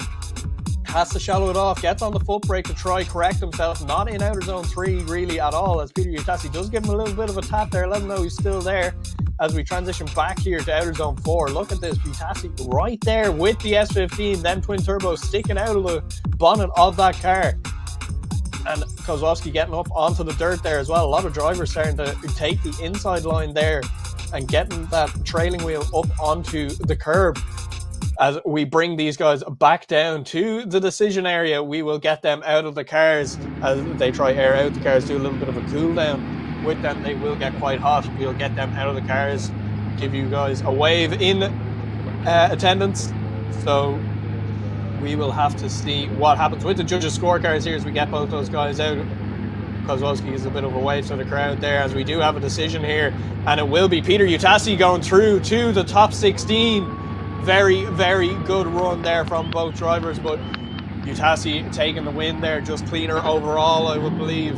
A lot of mistakes there from Kozłowski in the lead position, so we will show it back in line where I believe we'll have some drift taxi demos. Yep, definitely excited to see some of that as you can see both the drivers heading back into the pits. Got the media crew also running back across the track to get to where they need to be. Maybe I was media for the Scottish Drift Championship. Last weekend I got a media pass, and going over like walking across a live track is terrifying. So you have to be quick on your feet and making sure that you're going in between the runs and timing it right. But look at this crowd. Absolutely insane how many people there are this time. To be fair, every round we get an absolutely stacked out spectator crowd. As you can see there, we've got the grandstands for the main straight and the last corner. It's just an incredible, incredible event to be a part of, and I really wish I could be there in real life, to be honest. It is insane. But a massive thank you to everyone who's come out to watch, especially on the live streams as well as in person, supporting the championship, supporting the drivers, and being an amazing part of the community. Yeah, big thank you to everybody in attendance there as well, as people are starting to just head off, get it early into the line for lunch as we wait for the second half of the second one more time there of Pavel Hudacek and Salt Homan. Where, oh, look, we have parachuters and a helicopter. Very interesting there. We cannot wait to see these demos coming later on. If you are in attendance, head over to the VIP tent where you can buy and bid a silent auction there for a chance to go out with Ben Collins, the real Stig, out on track, and you can be a passenger with him, a man with many qualifications. He's done Le Mans as well. Definitely well able to pilot a car, steer a car. So it's all in aid of the Polish ambulance service to raise money to get more ambulance for Poland. So really, really good cause. Do head down there if you are in attendance, if you're listening. Yeah, so we will wait for our next battle, Brandon. This has been such an exciting top 32. We're right at the end of it here. Yep, it's definitely been a weekend to remember. And obviously the action's not done. We've still got battles to go. Obviously, we are going to be having a short break. Well, I say a short break. It's one of our longest breaks of the day between top 16 and obviously top 32 and top 16. Where we open the paddock up and spectators can go down and have a look at everything going on. But we want to just thank everyone who's been involved, including the entire TV team. We've got all of our marshals, we've got all of the start line marshals, we've got the judging panel, we've got all of the managerial side of the championship as well. Obviously, you've got all the staff managing the paddock and making sure that spectators are safe while there's moving vehicles. We've got the emergency services on standby at all times in case an incident happens. And it's just an incredible event to be a part of. There's so much that goes into it, and we hope you all have enjoyed the season so far as we come to a close.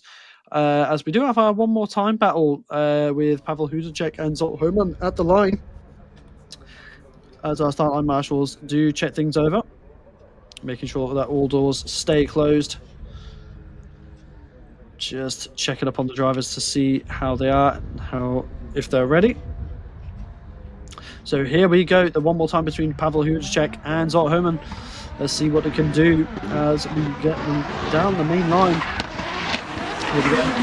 Mission into zone 1, doing a nice job. Zolt Homan has got a bit of a gap forming as they come into zone 3. Looking pretty good, but Pavel Hudacek does do a couple of corrections there in his lead. There's a lot of grip in that car right now. It does seem like he is struggling. The car is throwing a couple of issues. Not too bad between two of them. It's just definitely struggling. Yeah, absolutely. Pavel Hudacek there having a few little issues there, unfortunately for him.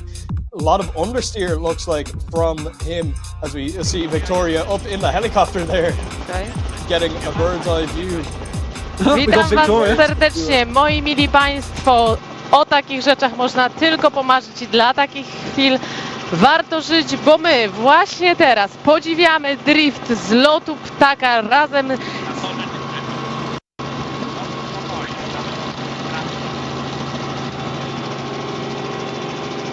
Having some audio and technical difficulties there with Victoria. To be fair, it just sounds like it sounds like a classic Xbox microphone at points. Moi drodzy Państwo, jeśli chcecie poczuć emocje w powietrzu, to bardzo chętnie zapraszamy Was bardzo, bo to jest coś niesamowitego. Możemy zobaczyć legendarny Tor Poznań z lotu ptaka. To coś niesamowitego i zmagania naszych zawodników. Zbliżamy się powoli do top 16 i wyłonimy naszego mistrza Polski DMP2025.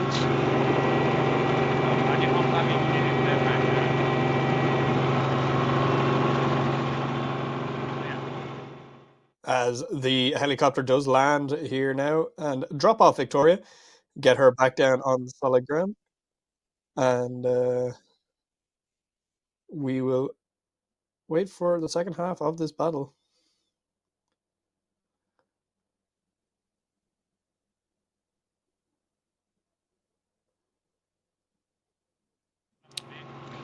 Moi drodzy, słuchajcie, niesamowita rzecz. Wisimy tutaj dla Was na finałowej rundzie DMP. No cóż możemy Wam powiedzieć? No dla takich chwil naprawdę warto żyć. Zapraszamy Was serdecznie. Możecie również zaliczyć taką samą atrakcję, jaką właśnie my teraz widzimy i pokazujemy Wam na żywo. Dobra, będzie musi jedno ŻYWO. It's so cool just to know that we've got our staff just chilling in a helicopter on the track. Oh, yeah! Wow! So we are hearing that. So we're getting news that you can actually get, as a spectator, you have the option of getting a helicopter ride over the track in that helicopter. That is so cool. So let's see as we get the second half of the battle underway. Zolt Homan and Pavel Hudacek in the chase. Into our zone 1, not looking too bad. A little bit shy, maybe missing out on our zone 2. Hudacek definitely having a couple of corrections and bobbles in the chase so far. Zolt Homan definitely not on the cleanest lead, but definitely making the most of it as they come around through our zone 4 into Interclip 5. As they finish the run, definitely a sketchy battle between the two of them. Yeah, definitely. Let's see what happened here. So a little bit off outer zone 2 was Zoltan Man, but realistically, look at the corrections here in the chase from Pavel Hudacek. Unfortunately for him, he's definitely having issues with that car.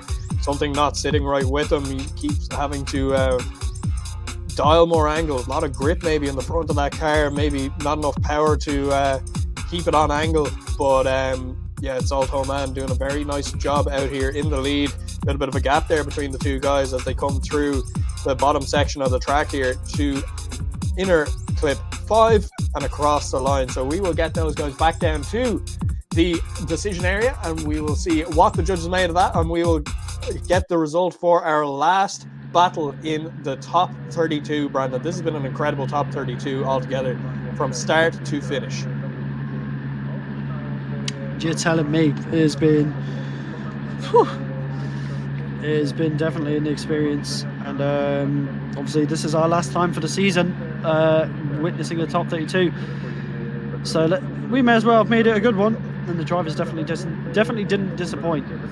So we're now just going to wait on the judges' decision. 2 really cool cars. I heard that the fans were allowed to do the paint on Zolt Homan's car. Oh, that's cool. So if that's true, because apparently it didn't have a livery at the start, so it's literally just a case of fans have been able to go out and paint it. If that's true, that is incredible. It's a community-based car, and I think that's really, really cool. I don't know how true that is. I'll have to find out from official sources, but either way, like, the concept of that is actually really wholesome. So to be fair, it'd be really cool to do the same, like go to a school or something and then have like art students and stuff have fun and just paint on the side of a car, or like paint a livery onto a car, you know, stuff like that. Yeah, but here we go. You get a result here. And Zoltan Man going through to the top 16. He is very happy. That was a battle of attrition between the two of these, that is for sure. So Zolt Homan moving on. I'm pretty sure that does fulfill our bracket now. It does indeed. That will fill out our top 16 bracket there, as Pavel Hudacek unfortunately dropping out of the top 32. With problems with that car, unfortunately. We will get Zolt Homan into the top 16, as we will have a quick look at our bracket. Brandon, we went through it there a little bit earlier on, and there is some heavy battles here as we will have a look here now. So David Spasov versus Karolina Pilarczyk. That is an unbelievable battle. Mads Andersen, Alexei Halovnia, Jakub Brzezgonski versus Fabian Zorzinski, Kevin Vrubel versus Oras Mizochuk, Marcin Neyman versus Nasser Al-Harbali Urias, as Lukasz Kalowiski takes on Timur Lipski in both their A90s. Lukasz Tuszemski versus Jakub Kroll. That's the battle for the championship there.